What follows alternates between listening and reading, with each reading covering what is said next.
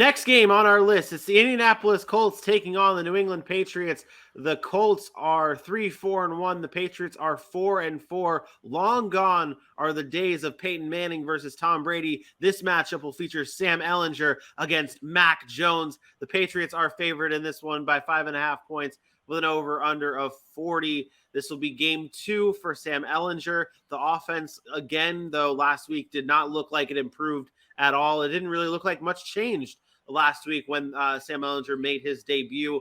Aaron, take us through the keys for this Colts offense to kind of figure, like, what do they have to do? What do you want to see from this Colts offense to kind of show some signs of improvement? They have to run the ball. Jonathan Taylor has to be healthy, or they have to run the ball with Deion Jackson or whoever's back there, Phillip Lindsay, if they want to bring him back up. They can't rely on their quarterback. Obviously, their quarterback is in there to be a game manager because Matt Ryan was turning the football over too much for them.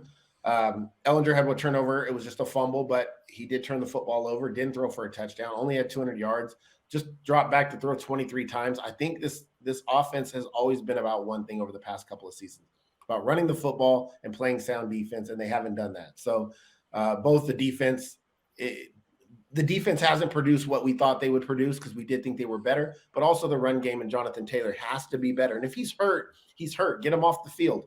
Having a partly injured Jonathan Taylor is not going to be explosive. I'd rather just have Deion Jackson and let Jonathan Taylor get healthy. But that's what they have to do. There's no secret formula for the Colts. They don't have a secret formula to go out and win games. They're less talented than most of these teams. They need to run the football. They need to control the tempo, and they need to make sure that Jonathan Taylor's healthy so that he can carry them very similarly to what Derrick Henry is doing in Tennessee. If they don't do that, they don't have a shot.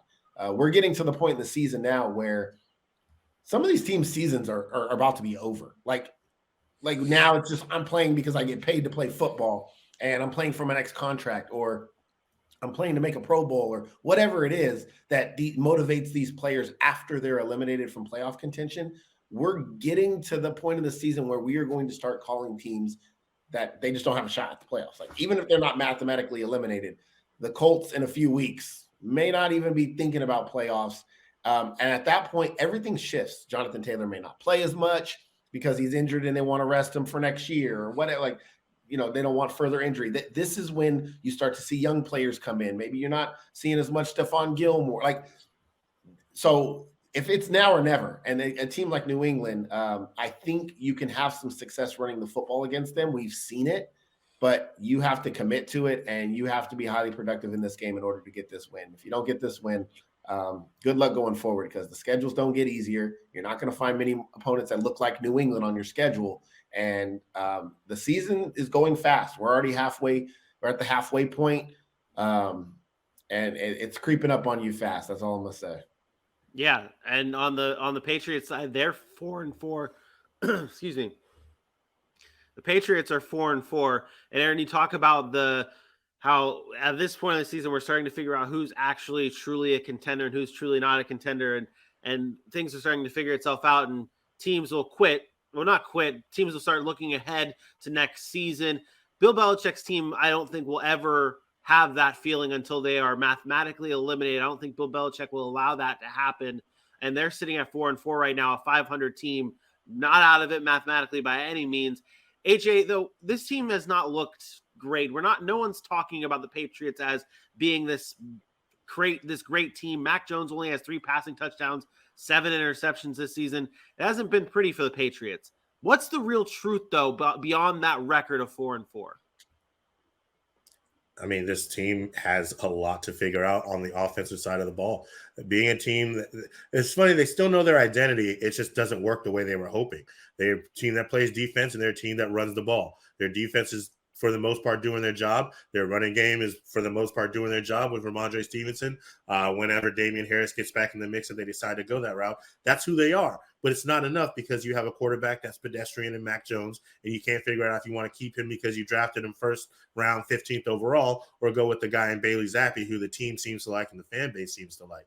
The fact of the matter is this team is not being thought about the same way because there are teams in their division that are just flat out better than them.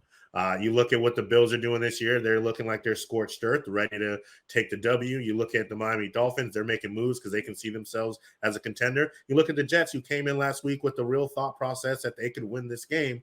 And it just so happens to be that, it's a young quarterback against Bill Belichick. Unfortunately for the Colts, that happens here again. It's a young quarterback, second start. Their offensive line hasn't been good. So it may be an ugly game, which I expect. But I do think that the Patriots will pull this one out 23-17 on the back of their defense, their pressure rate, and their run game. So 23-17 New England Patriots. Yeah, Bill Belichick, Sam Ellinger, that tells the story. I'm taking the New England Patriots here 17-10. AJ talked about identity.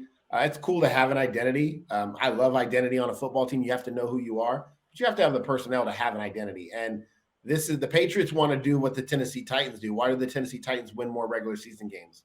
Because they have Derrick Henry. New England Patriots, I'm not saying Ramondre Stevenson's bad, but the game-changing players at the positions that you want to lean on are not special. Like Ramondre Stevenson's a good football player, but he's not Derrick Henry. So asking him to be the reason you can carry the ball 32 times and win a game, probably not going to happen as much as it's going to happen for Derrick Henry. So I just think that both of these teams are really limited right now. I just think the coaching on the Patriots side and the ability to just outscore whatever is needed in a game like this is enough. And I think the Patriots get the low-scoring game win 17-10.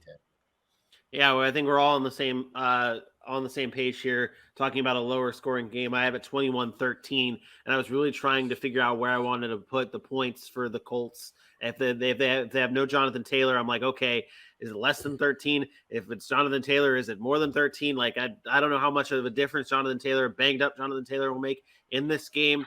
I'll just say 21-13, but it could be even less than that. You might even see a 14-6 game or something along those lines, something gross from this matchup between the Colts and the New England Patriots.